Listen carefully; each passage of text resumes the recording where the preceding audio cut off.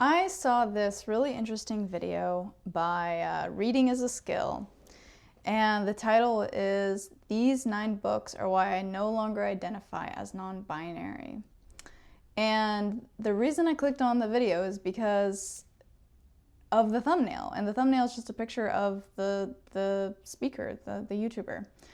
And he looks like a pretty standard guy to me. Like, he looks like basically someone I would think would never call themselves non-binary, basically.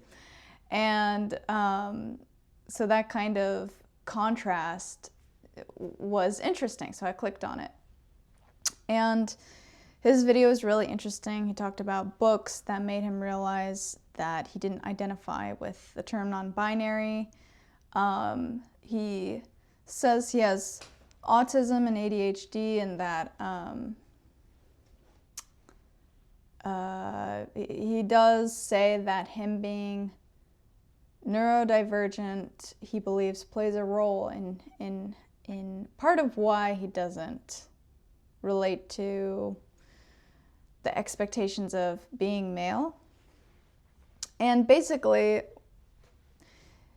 what I was surprised to hear him say was basically his reasons for why he considered himself non-binary were really similar to the reasons that I considered myself non-binary for a moment. For a very brief moment, I considered myself non-binary. And I considered myself non-binary. It was many years ago, and basically I found this Instagram post by this girl from like a peer from college, and she made this post just kind of speaking her mind and saying that she is non-binary and why she resonates with that label. And I thought, wow, you know what? Maybe I'm non-binary too. Because the way that she presented herself and her interests, I just felt similar to her. I felt more similar to her, and I guess her version of femininity, than I felt to this very big and general word, woman, which, of course, woman refers to your gender and your sex, but I guess I kind of felt at that time that I didn't really fit into the label of woman. I felt like, in a certain way, I failed the expectations of being a woman. And I felt like this girl, this peer of mine, that she, and I'm going to say she here just, to illustrate, like, that is her actual gender. She's a woman as well. I'm not trying to be rude. She, I guess, kind of had a similar feeling or something. And I was basically just like, oh, is there a word for this feeling? Oh, okay, cool, great. Well, that's convenient. I'll take it. I think that fits me much better. And so, I mean, I kind of started playing with the idea, and then maybe a couple months later, I made my own Instagram post, and I said, I'm actually they, them too. Well, I didn't say two. I didn't reference who it was, but I basically said, you know what, I'm non-binary. Yeah. And, I got people who were like, great, that's awesome. Lots of likes. It's very nice of people, very supportive. But the reason that it was such a brief escapade for me was that I started working. And I started working as a teacher in like a small town, so a small conservative town. And I just felt like I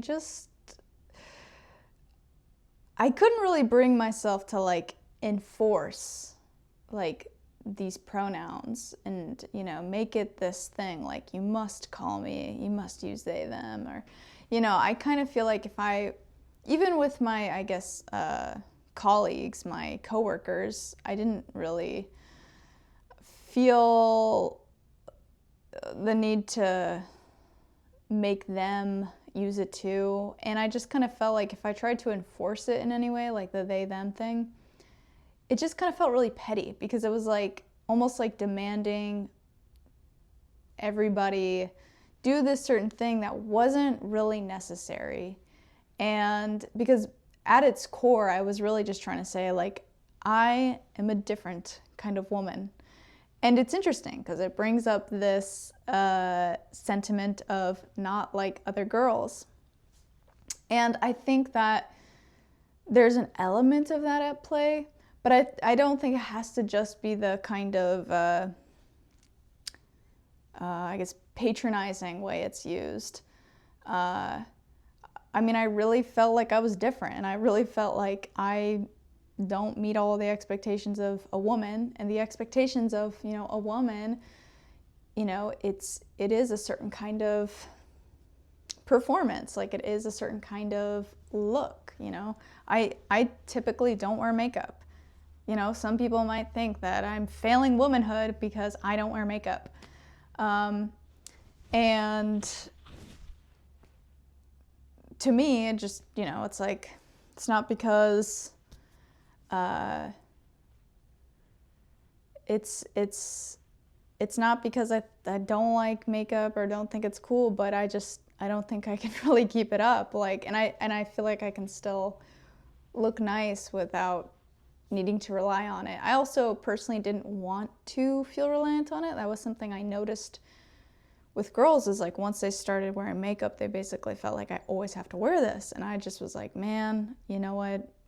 I don't want to feel like that. I don't want to feel like I have this like ugly self. And I know it's so terrible to say it like that, but that's how girls feel. They basically are like, I am ugly without makeup, so I must always wear makeup. And I was just kind of like, well, I don't want to feel like that about myself, so I don't think I'm gonna wear it.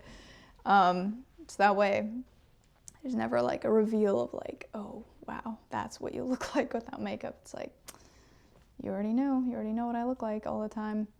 I also felt like boys were really good looking and they did not wear makeup. And I was just like, I want to be attractive like that. Like, that sounds great. You don't have to wear makeup and you're still attractive. So that's what I'll do. And that was my reasoning with that.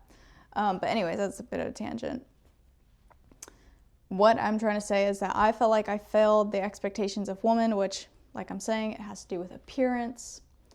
You know, women who have like short hair typically look less feminine. That can be a part of it. I mean, I like my hair long, so I get a plus for being a woman with my long hair. But don't wear makeup, so I get a minus, right? In terms of this prescribed being a woman.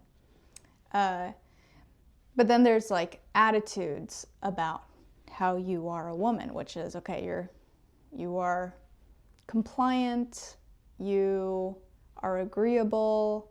Agreeability can be like, I just, you know, if you make a joke and it makes no sense, I don't get it at all, I'm going to laugh because I don't want you to feel embarrassed or uncomfortable. So I will do extra work to make sure you don't feel like that. And for me, I'm like, hey, it's okay if you make a terrible joke. I don't want to laugh, and maybe you'll learn not to make the same joke, you know? So I don't want to deprive anyone of a learning experience. That's me. But because of that, I fail womanhood according to our social expectations of women. And there's others, like women needing to be silent, all this, and complicit. So anyways, yeah, I feel like I failed femininity. I failed, maybe not femininity, but I failed womanhood, like the expectation of this is what a woman is. So yeah, that's why I identified with being non-binary. And for this guy in his video, he basically said the same thing, where he was like, hey, I feel like I fail masculinity. Like, there's these expectations of what men are supposed to be, and I just don't feel like that. I don't want to do all that. And, you know what? For him, when he was speaking, like, he seemed really thoughtful. He was really honest. He was very open. And there was a lot of care in the way that he spoke. And I wonder for him and his experience of not feeling like a man or the expectations of a man, he just felt like he was expected to be less caring, to be less emotional. Not that he was, I'm not trying to say like he was emotional. I'm just saying like he showed a level of care that, on the male side can be construed as emotional. And I would say misconstrued. I wonder if he could feel the pressures of that, of him being expected to stop caring about things. And that was why he pushed back, because, in this video, he loves to read. He's got a bookshelf behind him. He's referencing all these books. Like, you have to have a lot of care for that. And he also talked about how he liked feminist theory, and he used to consider himself a feminist. And he also stopped considering himself a feminist because the theory was nice, but in practice, he didn't really feel like the theory came to life. And also, he felt like feminists can also still hold the same kind of narrow gender expectations of men, or can continue to be kind of judgmental and punitive in a way that feels unfair. And so for him, I think, to me, it sounded like it was twofold. Like, one was he's not meeting the expectations of men, but also he really did try to be on this other side of like, okay, I am a feminist and I read feminist theory and I'm learning about this earnestly and I care about this. And he says he has good female friends,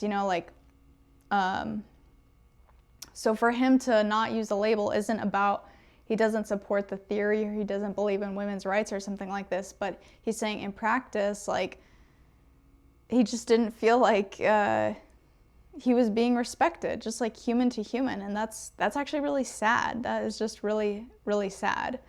And so that's more about him and his relationship to the label. But I just thought it was so interesting that basically it's the same experience. It's the same experience of feeling like I don't match up to these expectations and I don't want to conform to them. I don't want to play that game.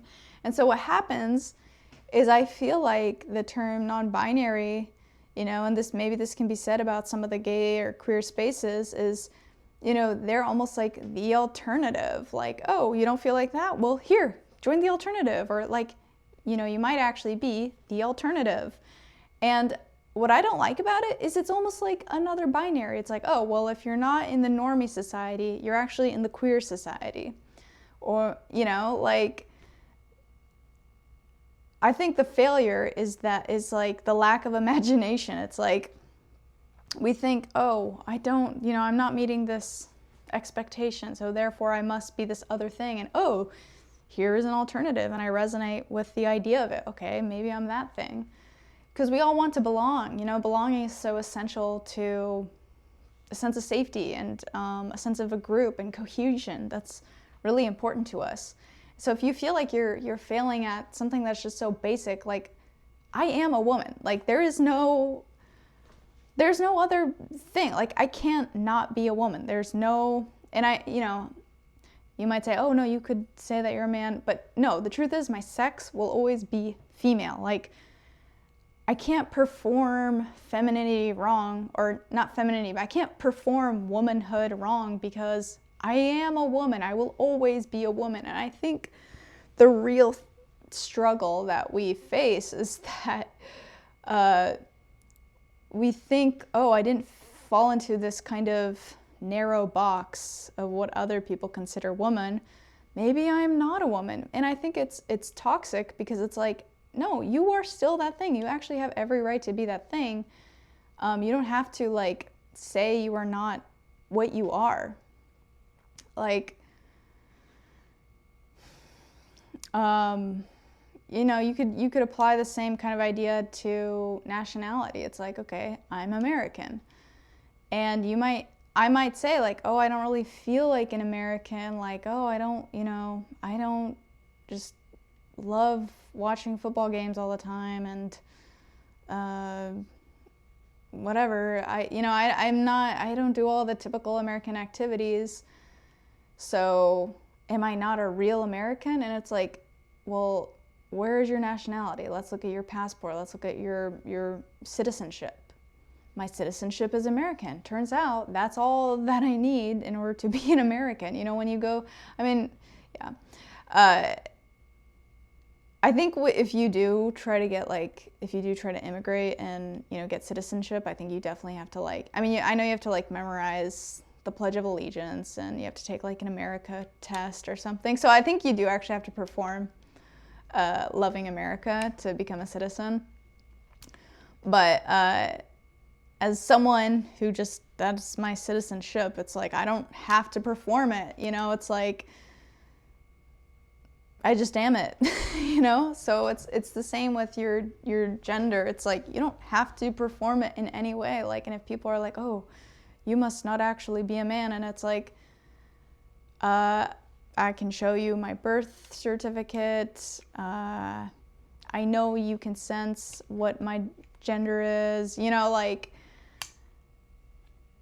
it's just silly that we feel this need to prove ourselves, and it's like, we have nothing to prove to anybody, you know? So it's like, in his case, he didn't feel like he resonated with the expectations of being a man, but then he also kind of felt like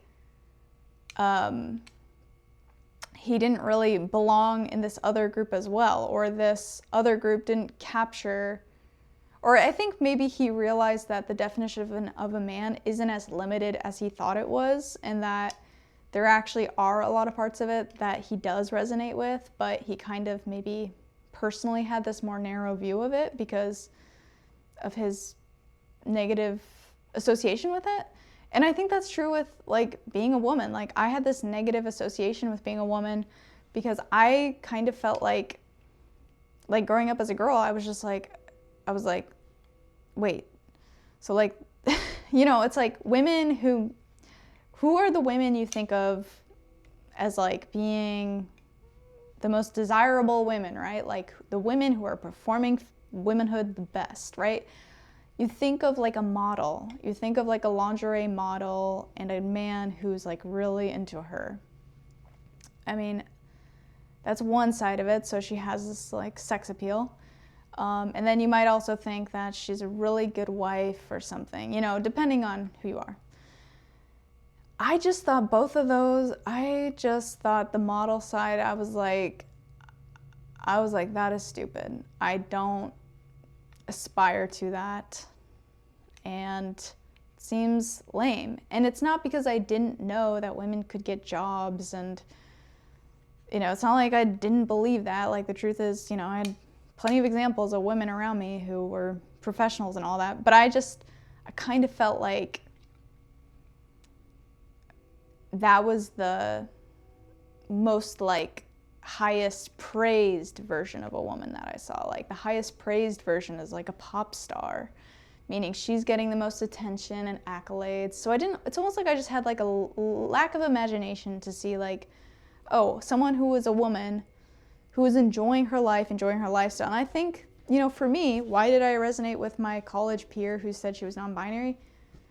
Because I you know, I liked her. I thought she had cool attributes, and I felt similar to her. So it's like, maybe gender is more, you know, maybe our idea of performing gender is more about like what we aspire to, but I think there has to be this thing of accepting who you are, because who you are is who you are, and that's such a big part of being real and authentic, is just accepting who you are and not feeling like you have to perform the right version of it, and if you don't perform the right version, then, you know, you better find a different group. Like, we all want to belong somewhere, and we want to belong because of who we really are, and that is super important.